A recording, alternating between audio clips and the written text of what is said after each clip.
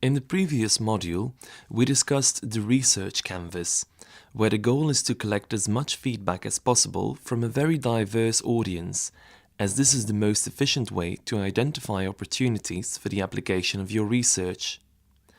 Once you have identified your idea, it is important to communicate it in a way which is clear to people with many different backgrounds. This module will give some pointers on how to communicate your idea or project to a potentially interested audience in an effective and efficient way. A common form of doing so is by means of a pitch. An elevator pitch is a short speech which quickly and simply defines your product, service, or organization and its value proposition. The term elevator pitch reflects the idea that it should be possible to deliver your speech in the time span of an elevator ride, or approximately 30 seconds to 2 minutes. It comes from a scenario of an accidental meeting with someone important in the elevator whose attention you can grab only until the doors of the elevator open again and the person walks out. If the presentation inside the elevator in those few seconds is interesting and value-adding enough, the interaction will continue after the elevator ride or end in the exchange of business cards or a scheduled meeting. Depending on the goal of the pitch, it should give a structured overview of an idea, product, service, project, person, or other solution and is designed to just get a conversation started. Guy Kawasaki is a seasoned investor, business advisor, author and speaker from Silicon Valley. He was one of the Apple employees originally responsible for marketing the Macintosh in 1984 and author of the book The Art of the Start. Guy's observation that for an entrepreneur, life's a pitch emphasizes that entrepreneurs are in a constant search for the attention of others in order to help their venture succeed, and that the tool to get this attention and interest is usually a pitch.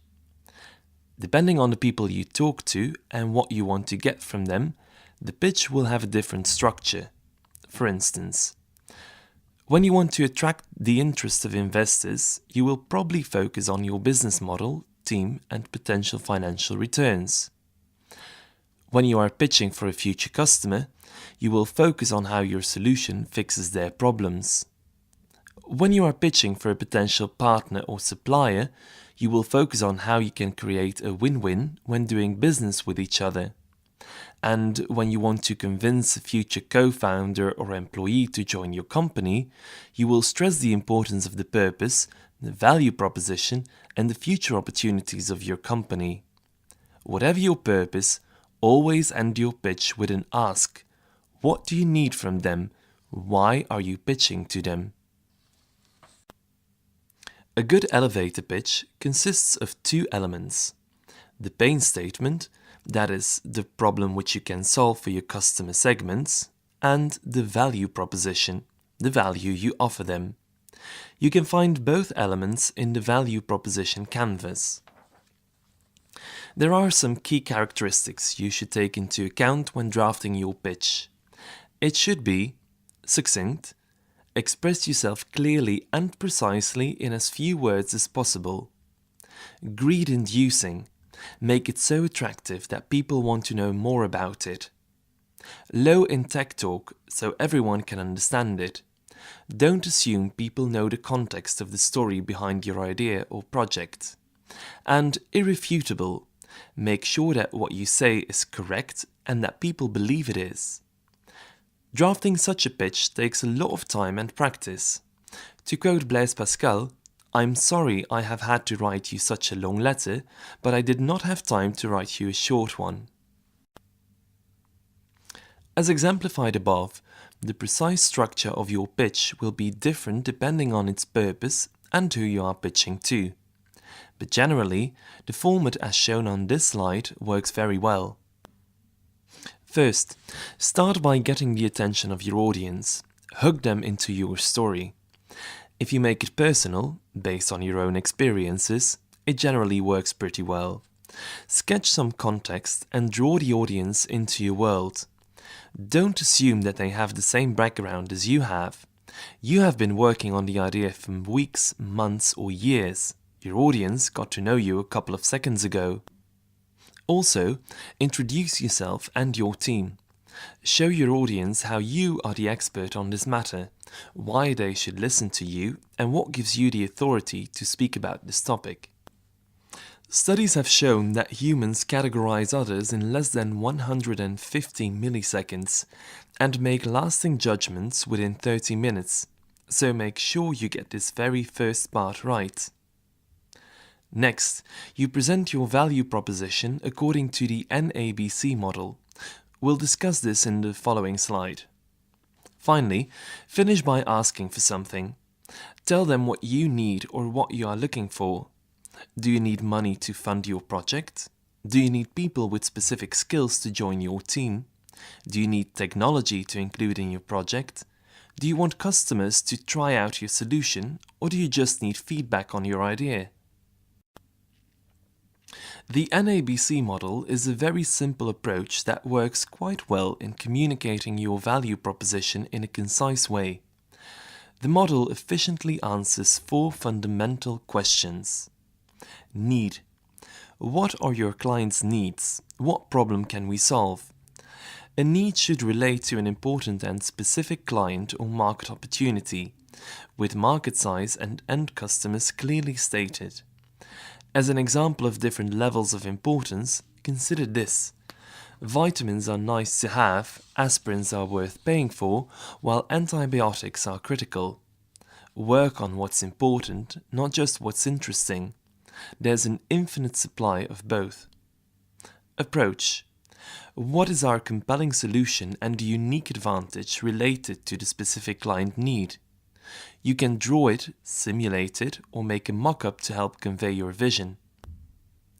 As the approach develops through iterations, it becomes a full proposal or business plan, which can include market positioning, cost, staffing, partnering, deliverables, a timetable, and intellectual property or IP protection. Benefits. What are the client benefits of our approach? Why must we win? Each approach to client need results in unique client benefits, such as low cost, high performance, or quick response, cheaper, better, faster. Success requires that the benefits are quantifiable and substantially better, not just different. Finally, competition or alternatives. Why are our benefits significantly greater than the competition or available alternatives? Everyone has alternatives. We must be able to tell our client or partner why our solution represents the best value. To do this, we must clearly understand our competition and our client's alternatives. Our answer should be short and memorable. Great fun, huh? Wasting time and fuel? Of course it's not. But you practically have to if you want to take your car to the city center and shop, attend an event, or just spend a night out with friends. That's why Caramblers park smartly. And by smartly, we mean they use our smartphone application. This Carambler app gets you fast, easy, and secure access to exclusive parking spaces. These are rented out by individuals, small businesses, or companies at times they don't make use of them. Your parking pain gets solved and they make some extra cash while doing, well, nothing actually. Do you or the company you work for own one or more of such spaces? And no doubt you're into the whole money for nothing idea. Then get that parking spot registered on our website ASAP. It's free, it's simple, and after that, just let the money roll in. So, if you're a parking seeker, then download the Carambler app on your smartphone and start parking.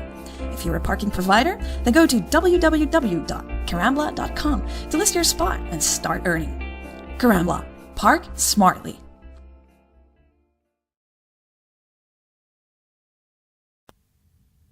Question.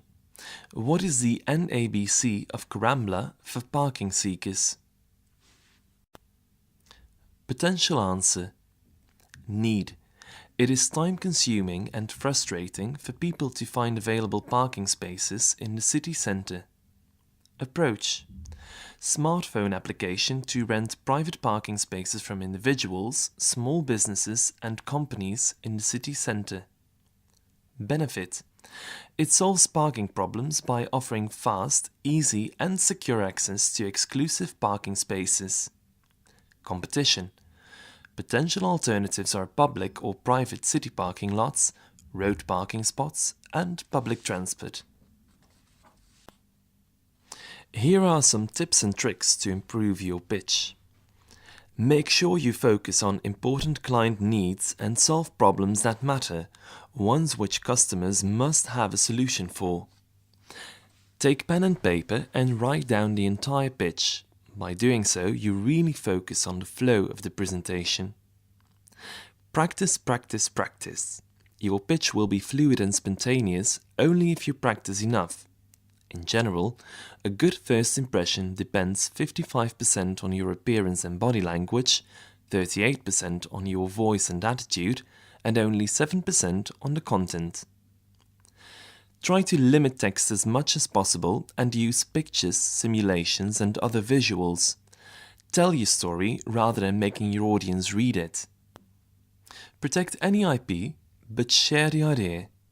If there is anything which is confidential, for instance due to an ongoing patent application, by all means keep it confidential, but try to share as much as you can about the idea. If you don't share anything, you won't collect any feedback. If you don't get any feedback, your project contains only your vision of reality. Studies show that 66% of all successful startups drastically change their original plans. Finally, be quantitative, not qualitative. If you have numbers, show them. Here are some examples of how you can make your pitch more quantitative. Need.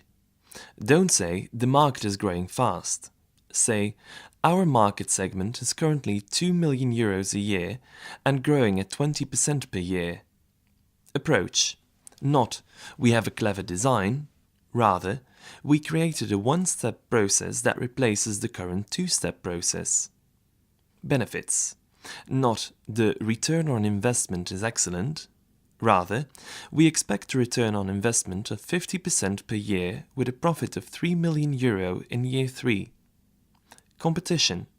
Not, we are better than our competitors. Rather, our competitor is Evergreen Corporation, which uses the current two-step process. We own the IP for our new process. This completes our walkthrough of getting your point across. Now you have to apply this to your own idea and make your own elevator pitch. During the second day of the workshop, we will discuss your pitch together with the other participants. Using our tips and tricks, we will work and rework it so that it becomes a very good pitch. Good luck!